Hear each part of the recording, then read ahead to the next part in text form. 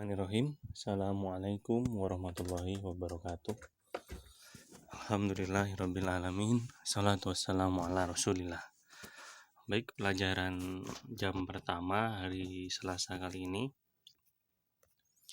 Ana rubah jadi matematika karena IPA kita sudah selesai, Bahasa Indonesia kita sudah selesai, dan kemarin di pertemuan Google Meet sudah mulai memberikan kisi-kisinya juga.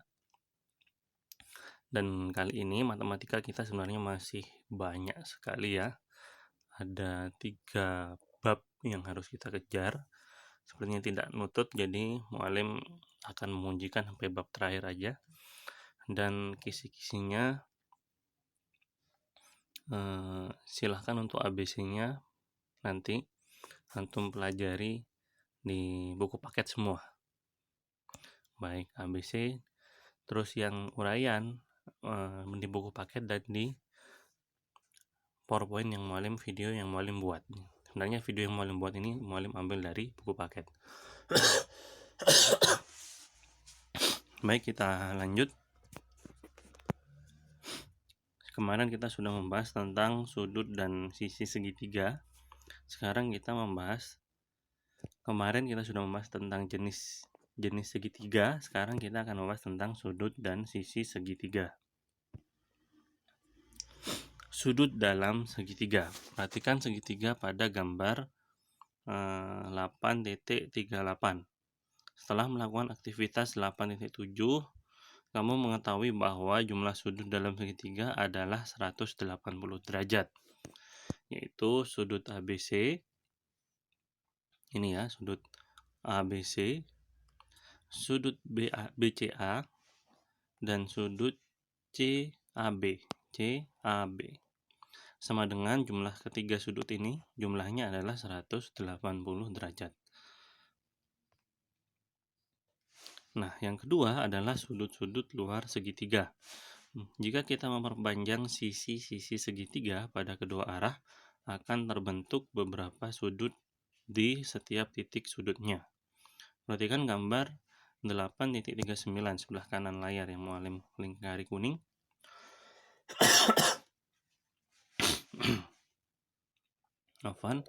Nah, di setiap titik sudut terbentuk pasangan sudut, yaitu sudut 1 berpasangan dengan sudut 4. Ini ya, sudut 1.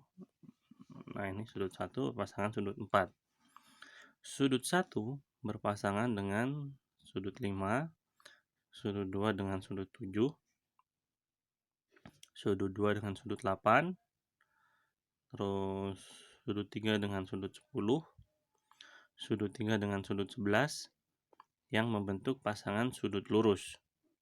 Pada setiap titik sudut juga terbentuk pasangan sudut, yaitu sudut 1 dengan sudut 6, sudut 4 dengan sudut 5, sudut 2 dan sudut 9, dan seterusnya, membentuk pasangan sudut bertolak belakang. Sudut 1 dan sudut 2, jadi tanda gini sudutnya, adalah sudut dalam yang berseberangan dengan sudut-sudut luar, yaitu sudut 11 dan sudut 10. Dan seterusnya. Selanjutnya adalah hubungan antara sudut luar dan sudut dalam. Jumlah suatu sudut dalam sebuah segitiga dengan satu sudut luar yang berdekatan adalah 180 derajat, karena kedua sudut membentuk sudut lurus. Perhatikan gambar 8.39.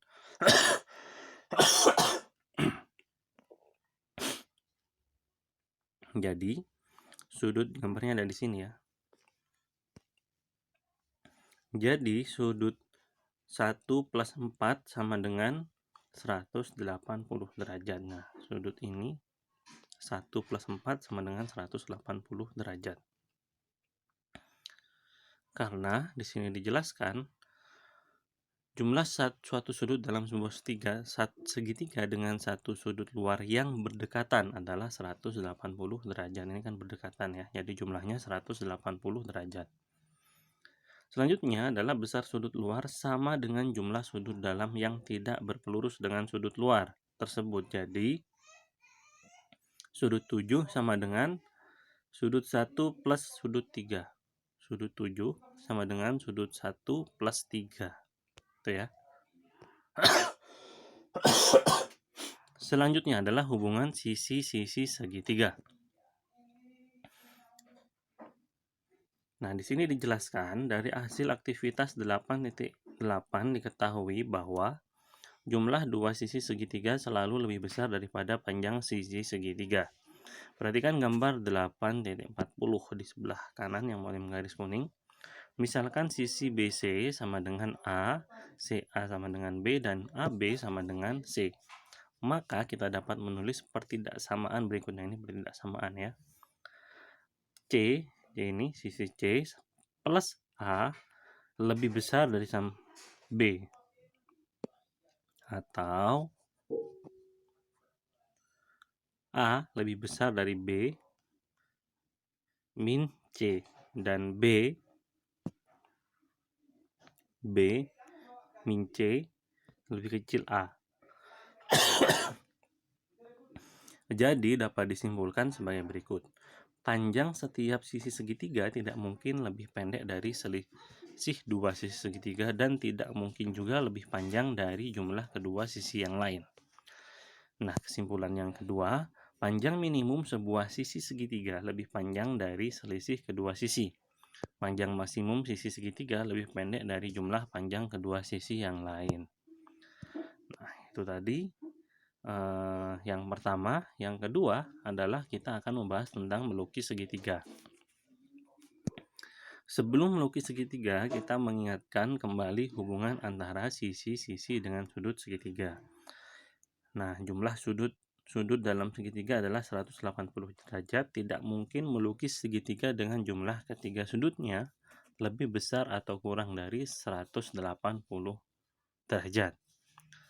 Nah, yang kedua adalah jumlah kedua sisi segitiga selalu lebih besar dari panjang sisi ketiga. Selisih antara dua sisi sebelum segitiga selalu kurang dari panjang sisi ketiga. Contohnya, melukis segitiga dengan sisi-sisi 5 cm, 4 cm, dan 8 cm adalah mungkin karena 5 plus 4 lebih besar daripada 8.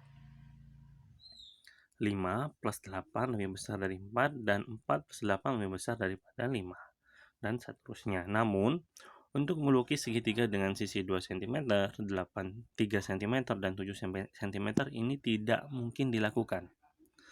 Karena 2 plus 3 lebih kecil dari 7. Dan 7 dikurangi 2 lebih besar daripada 3. Jadi tidak mungkin melukis sisi ya seperti ini. Jadi komposisi sisi dari segitiga itu adalah selalu seperti ini atau lebih panjang, tapi tidak tapi kedua sisi segitiga selalu lebih besar dari panjang sisi ketiga. Selisih antara dua sisi sebuah segitiga selalu kurang dari panjang sisi segitiga. Selalu seperti ini ketika kita melukis sebuah segitiga.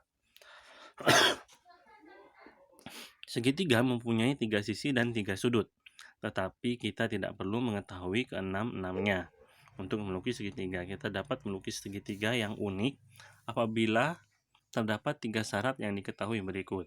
Apabila diketahui 3 sisi, apabila diketahui 2 sisi dan 1 sudut yang diapit, apabila diketahui 2 sudut dan 1 sisi. Hal-hal yang perlu kamu lakukan sebelum melukis segitiga. Yang pertama, selalu membuat sketsa kasar sebelum membuat gambar yang akurat. Tulislah data yang diketahui pada sketsa kasar tersebut. Membuktikan syarat pertidaksamaan sisi-sisinya seperti A plus B lebih besar C, menggunakan syarat bahwa jumlah semua sudut sama dengan 180 derajat. Nah, ini sebab yang pertama, yaitu melukis segitiga jika ketiga sisinya diketahui. Perhatikan contoh di bawah ini ya, untuk mengetahui cara melukis segitiga jika diketahui ketiga sisinya. Di sini ada perintah, lukislah sebuah segitiga ABC dengan panjang AB sama dengan 4 cm BC sama dengan 5,5 cm dan AC sama dengan 3 cm. Penyelesaiannya, sebelum melukis, pertama kita harus membuat sketsa kasarnya dahulu dengan memeriksa bahwa I yang pertama 4 plus 3 lebih besar daripada 5,5. Terus yang kedua adalah 4 plus 5,5 lebih besar 3, dan yang ketiga adalah 5,5 plus 3 lebih besar 4. Sketsa tersebut mengarahkan kita untuk memulai dengan sisi BC. Nah, sisi yang terbesar dulu. Langkah pembuatannya, gambarlah sisi BC sepanjang 5,5 cm. Nih ya, digambar dulu yang bawah. Setelah itu, gambarlah sebuah busur yang jari-jarinya 4 cm dengan B sebagai pusat. Nah, terus setelah itu, gambarlah busur lain yang memotong busur pertama di titik A dengan pusat C dan jari-jari 3 cm. Hubungkan AB, dan AC sehingga segitiga ABC adalah segitiga yang diinginkan. Selanjutnya adalah melukis segitiga jika dua sisi dan satu sudutnya diketahui. Nah, sebenarnya sama saja ya dengan prinsip yang tadi. Ini bisa antum baca saja. Nah, ini kita akan bahas, mualim takut videonya terlalu panjang ya, nanti antum malah bingung. Baik, mungkin itu aja untuk pertemuan kali ini. Videonya ini sudah lebih dari 10 menit. Mungkin kita coba cari waktu lain atau mualim upload saja nanti videonya sedikit-sedikit ke YouTube dan bisa antum lihat ya. Oleh karena itu, antum pantau terus YouTube-nya mualim ini.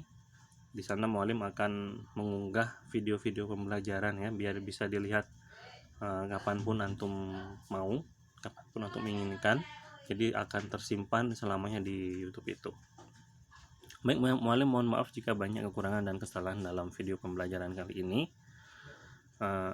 Tetap semangat, persiapkan untuk menghadapi UAS karena ini yang akan menentukan antum naik kelas atau tidak, dan nilai rapot itu sangat berpengaruh ya, sangat bermanfaat untuk antum mendaftar ke jenjang berikutnya. Barakallahu fikum. Kita akhiri pertemuan kali ini dengan doa kafaratul majelis. Subhanakallahumma wa bihamdika asyhadu an la ilaha illa anta astaghfiruka wa atubu ilaik. Assalamualaikum warahmatullahi wabarakatuh.